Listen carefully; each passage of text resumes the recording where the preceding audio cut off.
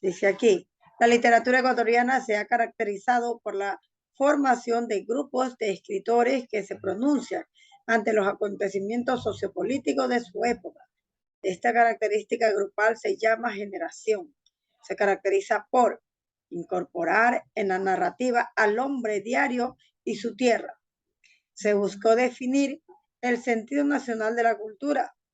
Estos personajes representan a grupos humanos, en la cual, pues, yo le decía, ellos hablan con respecto a cómo es la vida social del ser humano aquí en el Ecuador, ¿ya? Y no solamente escritores ecuatorianos, sino escritores de toda Latinoamérica, reflejaban cómo vivía todavía en pleno siglo XX, que ya le llamaban el modernismo, 1930, pues todavía había esta forma de expresarse ante las otras personas. Para esto, sí pido que me ayude a leer.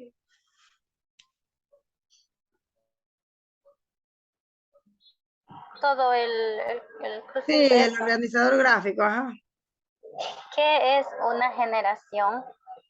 Generación, conjunto ideológica, conjunción ideológica de sus miembros y un lenguaje literario común.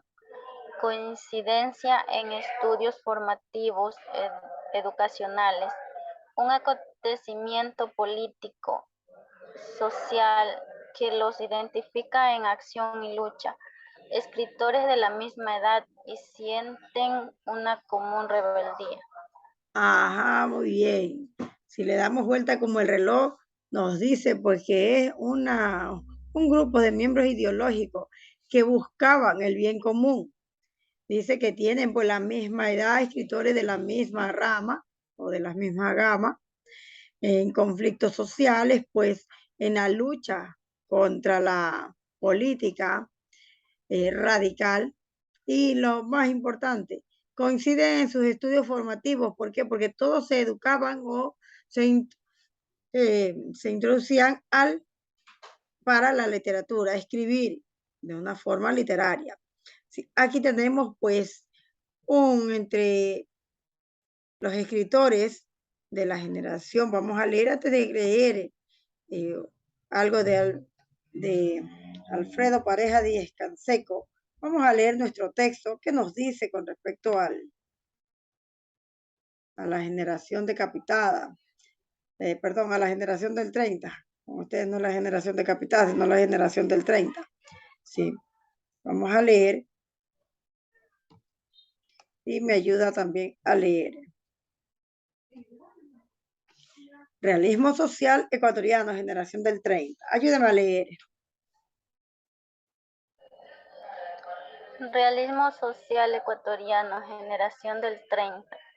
En el Ecuador, en las primeras décadas del siglo XX, casi en paralelo con el resto de Latinoamérica y bastante después al realismo europeo, apareció un grupo de jóvenes escritores que formaron lo que se denominó la generación del 30, representantes del realismo social ecuatoriano, en donde los protagonistas y el lenguaje de las narraciones pertenecen al pueblo. Los escenarios en los que se desarrollan sus historias son lugares cercanos a los lectores, las estrechas calles de Quito, los campos y pueblos costeños, los ríos, lagunas y caseríos de pesca, las haciendas o latifundios serranos, etc. Gracias, muy bien. Allí tenemos, porque dice que se enmarca o se acerca más al grupo humano, a la realidad social ecuatoriana, ¿sí? Y le decía, ellos pues escriben, no dando a conocer estas palabras, pero hoy en día pues damos a conocer que en un pleno siglo XX todavía se vivía pues la falta de respeto, la falta de consideración al ser humano. Las obras del realismo social ecuatoriano destacan por la tradición oral como elemento importante de nuestra cultura, la vida diaria del campesino y del citadino está impresa en sus páginas el bolón de verde con pescado, las fiestas en la casa del compadre, las formas caseras de pesca, el alcohol, las pasiones violentas del montuyo y del indígena, la riqueza de costumbres y saberes ancestrales, los amorfinos, las huelgas de obreros, las manifestaciones callejeras y denuncia la injusticia social, la corrupción y el abuso de poder. Todo esto enmarca la generación del 30, que hablamos de 1930 en los primeros siglos, dice, del siglo XX, cuando en realidad ya el siglo XX era un modernismo. Hoy estamos en un siglo XXI, ¿ya? Hoy este siglo, pues, ya sabemos que se llama siglo digital, de la era digital que lo llaman, ¿ya?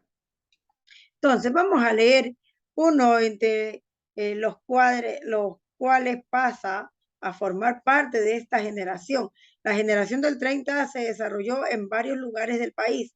José de la Cuadra, Alfredo Pareja Díez Canseco, Joaquín Gallegos Lara, Demetrio Aguilera Malta y Enrique Gil Gilbert constituyeron el llamado Grupo de Guayaquil, 5 como un puño.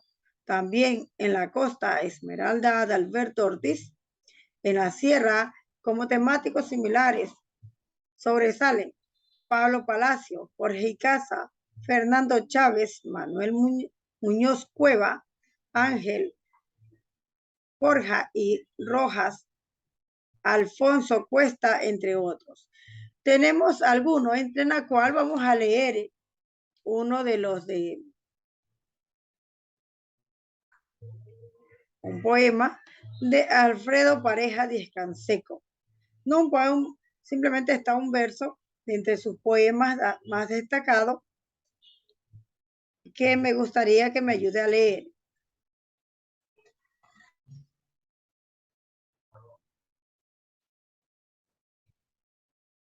Ayúdame a leer el...